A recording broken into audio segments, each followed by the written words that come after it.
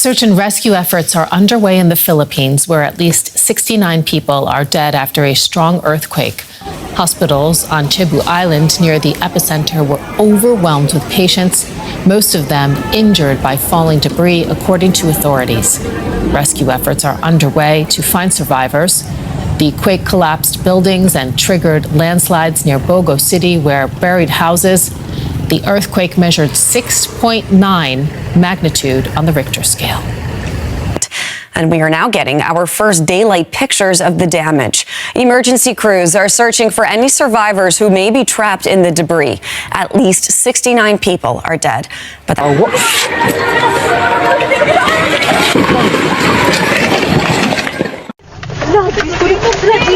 Jesus, no, oh my God, Lord, Jesus, lang, naglinog lang, Lord, Jesus Christ, Jesus.